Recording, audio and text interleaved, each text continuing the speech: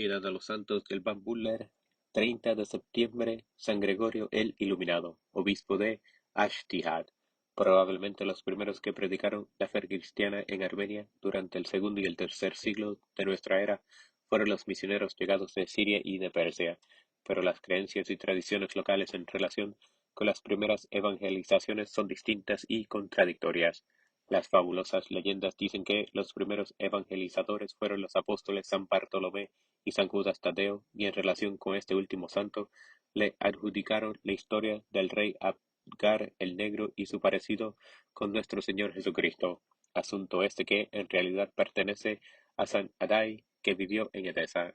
Sin embargo, los armenios veneran también a San Gregorio de Ashtihad como al apóstol que llevó la luz del Evangelio a su país, por lo que le llaman el Iluminado o Iluminador, y le tienen como al patrono principal. Gregorio vino al mundo en Armenia durante el siglo III, en la época en que el país había sido invadido por los persas. Sus orígenes y hasta su nacionalidad son inciertos. De acuerdo con las tradiciones armenias poco dignas de crédito, era hijo de aquel famoso Anak, el parto que asesinó al rey Khosrov I de Armenia.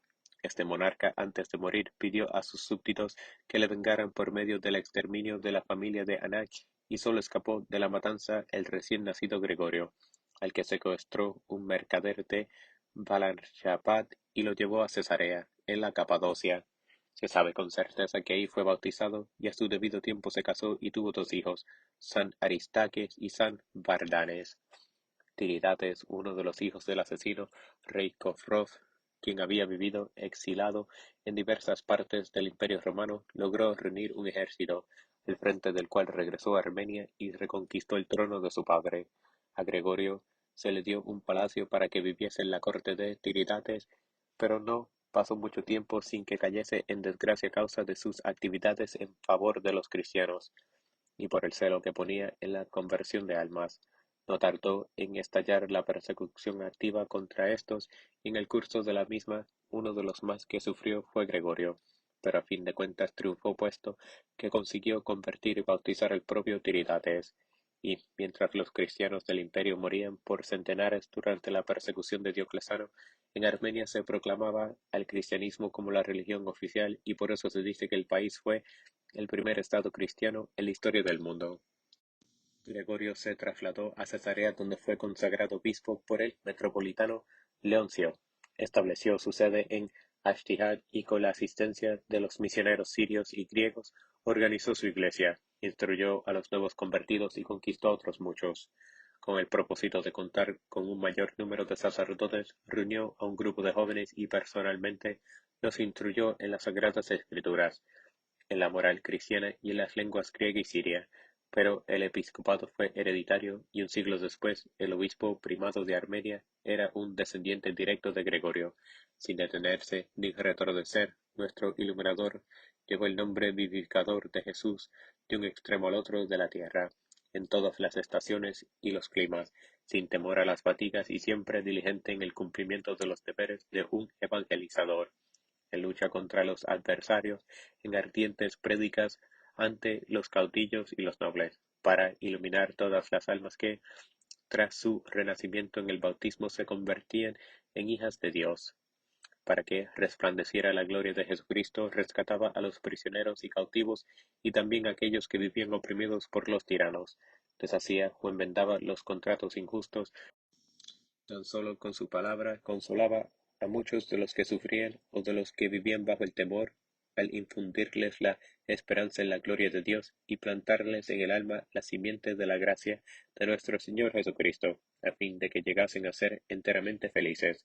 Gregorio envió a su hijo San Aristakes como representante suyo en el primer Concilio Ecuménico de Nicea, y se afirma que cuando el obispo leyó el acta de aquella asamblea exclamó: "En cuanto a nosotros, alabamos a Dios que fue antes de todos los tiempos, y adoramos a la Santísima Trinidad, y al solo Dios, Padre, Hijo y Espíritu Santo, ahora y por todos los siglos". Esas son las palabras, que las haya dicho o no las haya dicho San Gregorio en aquellos momentos. Repite el celebrante la liturgia eucarística armenia cuando el diácono ha recitado el anatema conciliar después del credo. Al poco tiempo, Gregorio consagró a Aristakes para que le sucediera en la sede episcopal y él se retiró a una ermita del monte Mayae en la provincia de Tarón. Ahí le encontró muerto un pastor el año siguiente. Sus restos fueron sepultados en Tortán y los datos que hemos dado son muy inciertos, pero sí escasean las auténticas informaciones. Abundan en cambio las leyendas. Estas sirvieron de base para el relato que escribió un tal Agantagelo, quien aseguraba que fue el secretario del rey Tiridates. Esa obra no fue escrita antes de que hubiese transcurrido la mitad del siglo V. De acuerdo con ese escrito, Gregorio tuvo un primer conflicto con Tiridates por haberse rehusado a colgar una guirnalda de flores al cuello de la imagen de la diosa Anahit en su templo de Ashtihad. El rey hizo cuanto estuvo de su parte para convencerlo a obedecer, pero al ver que las palabras eran inútiles, sometió a Gregorio a 12 tormentos distintos, crueles, algunos ingenuos, los otros, pero todos diferentes a los que practicaban los romanos para martirizar a los cristianos. Después Gregorio fue arrojado a un foso nauseabundo donde se le dejó olvidado durante 15 años entre cadáveres putrefactos, basura y animales inmundos.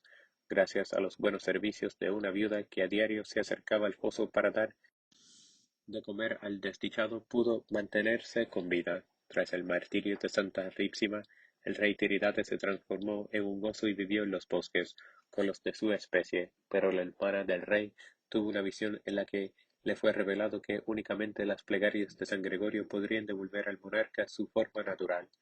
Entonces fue una comitiva de cortesanos hasta el foso pestilente para sacar a Gregorio de entre los inmundicias.